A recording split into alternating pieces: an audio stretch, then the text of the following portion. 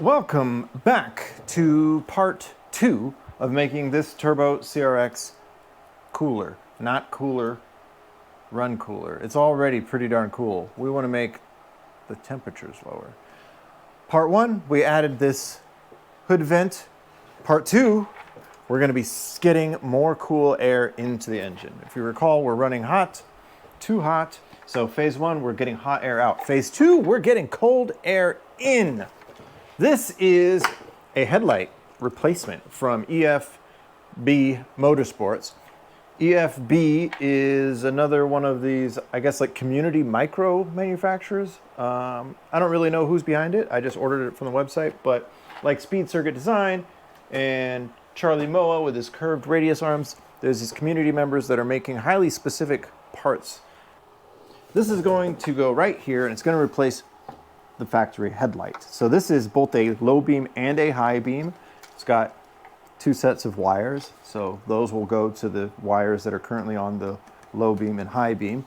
And then there is an LED strip that comes with it that's going to go in here, and that is a daytime running light and a turn signal. So we've got a common ground and then a wire for each of those situations. So they're just going to go onto the factory harnesses that way. And of course, the main point is this gaping hole where fresh air is going to come in. Our turbo's right here. We're going to put a screen here so we don't pull leaves in, and that's going to go right there. So we actually gain a turn signal because there is no turn signal in this. This turn signal is going to stay right where it is, and of course this turn signal is going to stay right where it is. But I don't have any illusion that this headlight is quite as good as this headlight at being a headlight, but I can't remember the last time I drove this at night anyways. This is not that kind of car. Let's pull this out and check out the wiring.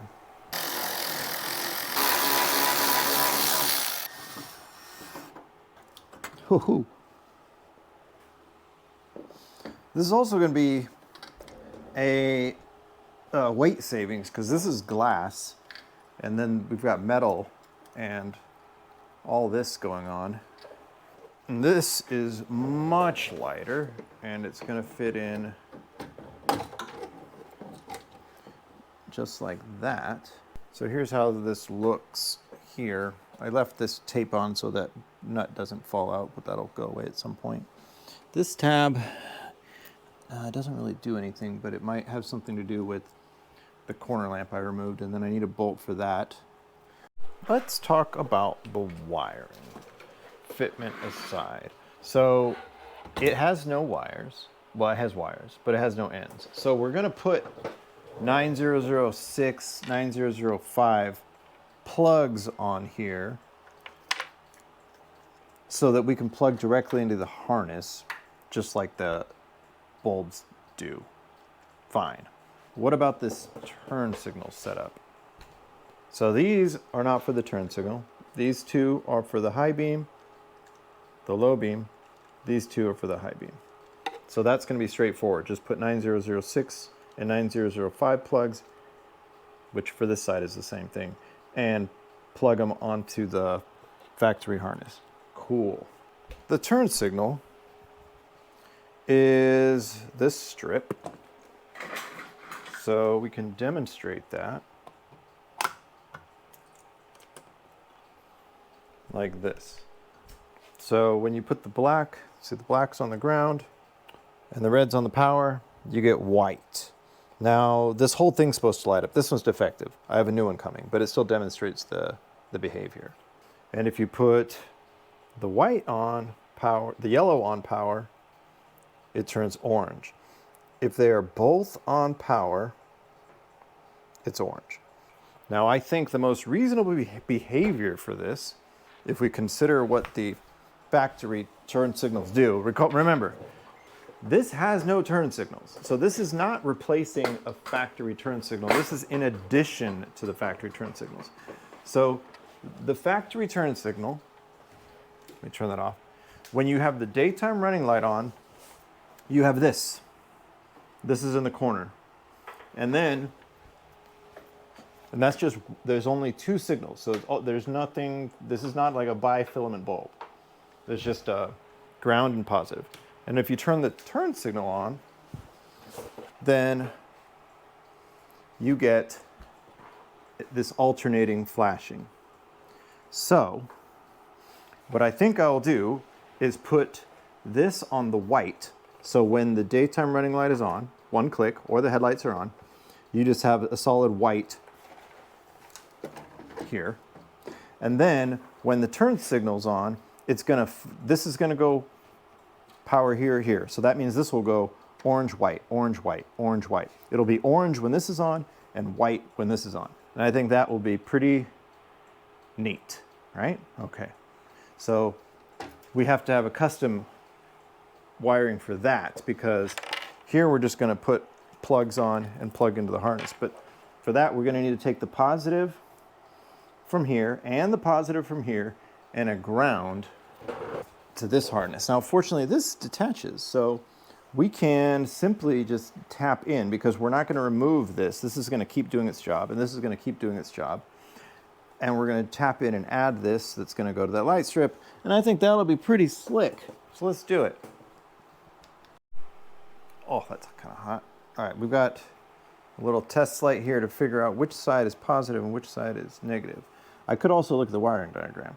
Now, probably this black wire is negative, hopefully, or else they're weird. But let's just verify that, shall we? So the black wire is this side, so nothing would happen here, right? Okay. And it lights up here. So the black wire is negative, the green wire is positive. Cool. And then on this turn signal is this big boy. We have, oh, that's hot too. We have a black wire and a green wire, so probably the green wire is positive, right? This is hot, hot, hot. So where's my test light? Test light here. We think that the green, which is the bottom, is going to be positive. And look at that, it sure is. So we will tap into this green for the, now I don't remember if it was yellow or red, and this green, and probably this black, just for simplicity. Okay, so red is going to go to the daytime running light, yellow is going to go to the turn signal, green on both, and black. We're good to go. Let's do it. Now, okay, this is wrapped. This end we're going to deal with. This is not going yet, but the red and the black are going to go to the corner, so I peeled all this tape back, and apparently someone soldered this at some point in this car's life, so I'm going to cut here, here, and we're going to tap in here, here, and then we'll shrink that up and wrap it back up. We'll have links to every tool and part and supply I used in the description. Now, we're using heat shrink, not electrical tape, so that requires some planning ahead. So we have heat shrink pre-placed on these so we can slide it up after we solder these together, and then one here that's going to go over the whole thing. I just have a piece of metal in here so that I have something to press down on, like this, to heat up the wire. I'm using the cordless Milwaukee because that's way easier when you're working inside of a car.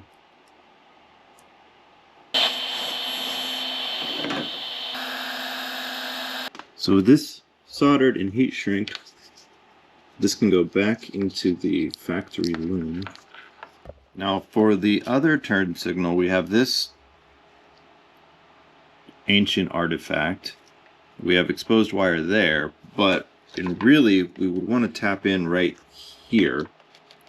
So we're going to cut a slit here, we're going to tap in there just like we did here, and then we'll put heat shrink over that. Maybe I'll do something about this while I'm here.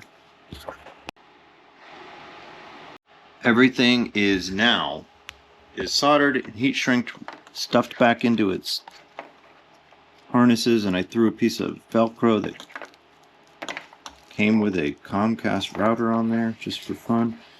So we've got the turn signal, or rather the parking light, and the turn signal we're going to plug back in down here. LED strip. So what we wanted to happen is This should turn white if the parking light or headlights are on, and it should blink orange when the turn signals are on. It should blink orange whether or not the parking light and headlights are on. And it should blink opposite of, no, it should blink with this, opposite of that, right? All right, parking light on. This strip is damaged, so only part of it's gonna light up right now. That's fine, we have a new one on the way. And the corner lamp is on, no turn signal, and no headlights. Headlight on. This stays white. We got headlights over there. Excellent. Now, turn signals. It blinks with this one and opposite of that one, which is exactly what we wanted. And now you have a 9006 or 9005 connector. This side is generic. Will fit on either light bulb. So this is the same for the bright and the low beam. So this couldn't be easier now. All we have to do is put these on here, red and black, boom. And we're gonna wrap them and we're gonna heat shrink them. We're gonna cut these down because we don't need them to be super long.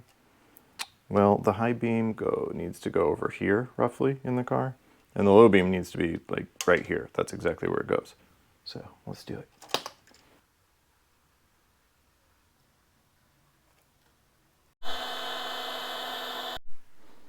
Now I'll take the most un-OEM looking thing in the car and give it some very OEM looking wiring. How about that?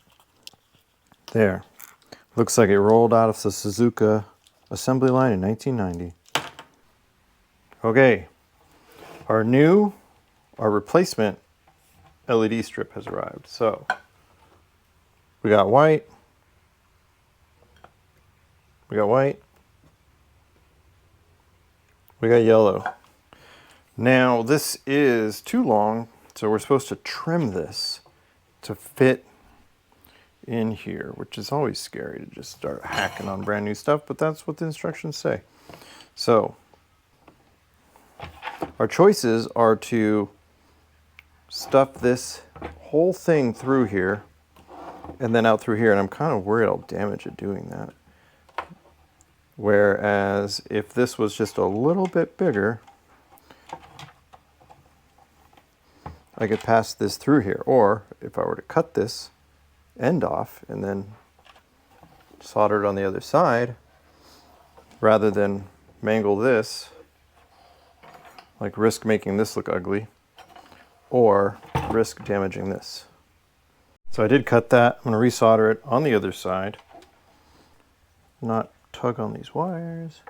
So this is clearly going to fit in there, but this cap's going to be a bitch. That kind of rubber cap like this was making it really hard to push in, so I sort of circumcised it. Let's see if that works better. It does work better, but you can kind of see it still, so I think I'm going to cut more.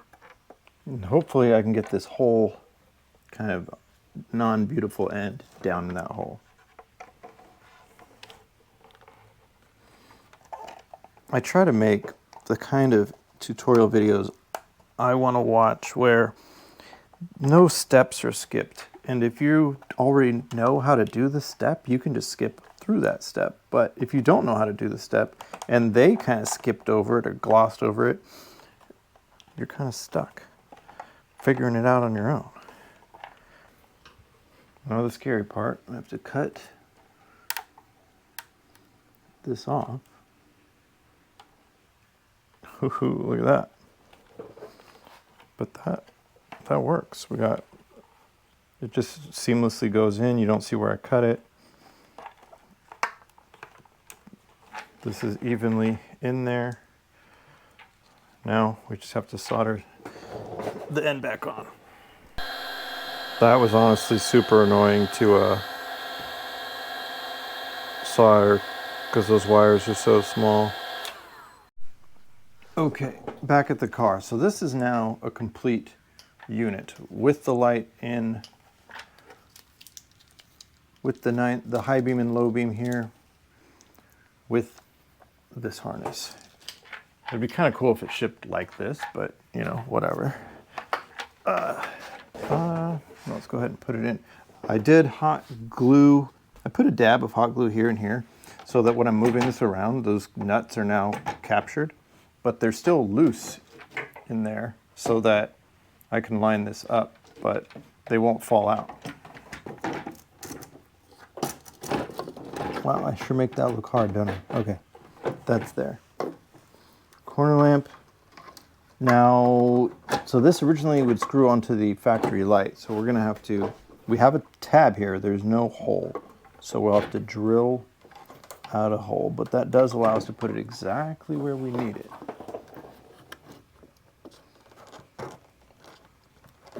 We won't do that, of course, until this is fully in. Ooh. Okay, DRLs. Ooh, check. I don't know how that looks on camera, but that's pretty bright.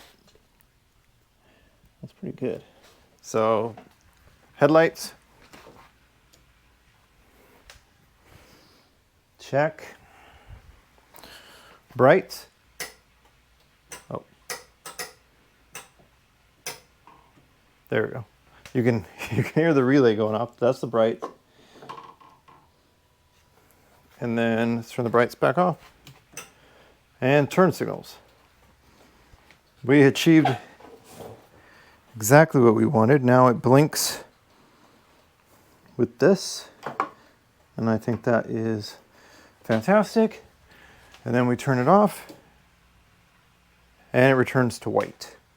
That is awesome. Installing this is going to be all hand tightening, because if we go over torquing, we're just going to start cracking 3D printed plastic. Like, that's pretty obvious, so you got to be careful. On 3D printing, so the look of this is very subjective. I can't tell you if you think this looks good or not. You have to tell me, but it's definitely a style choice. 3D print, I'm not worried about the longevity of the ABS 3D printed. Partially, a lot of that is because this car is garaged every night and it never drives in rain, never gets left out in the sun, so I'm not worried about it. You have to talk to other people that have had these and sort them outside and see how they hold up. So I'm not worried about that. This LED, given that the first one broke, was like DOA, I'm a little worried of how long it's going to last, but I won't be able to determine that in this video, so we'll just see, won't we?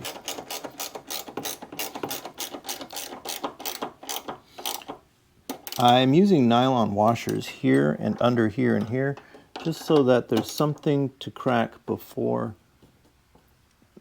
the housing cracks. And then just going snug here. Not going crazy. So that's in. There's one down here and the two up here. And then this, we're gonna slide these here.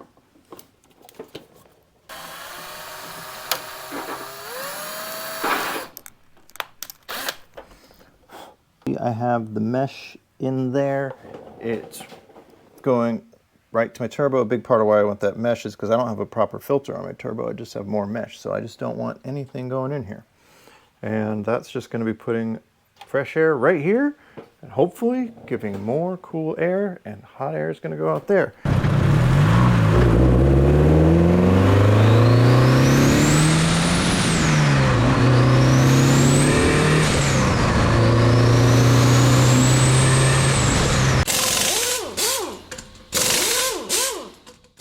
Little update. So I've been driving around with this for a couple weeks and I liked it so much I ordered another one for the other side so it could match. Now the story behind this is I actually ordered this one 2 years ago, but then blew up this engine and rebuilt it and got distracted and rebuilt the engine in a Miata and did a whole bunch of other things, and then finally came back to this project.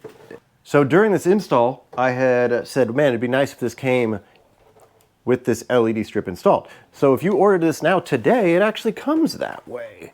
This is already ran. This is already here. And as you can see, he doesn't cut it and resolder it the way I did. It looks like he trimmed this plastic, so I could have done that too. Also, you watched me figure out the wiring by hand. It now comes with instructions telling you exactly how to wire it. And there is one difference from what I did and what he, or EFB Motorsport, says to do. I wired the LED to the daytime running light so it comes on when you click.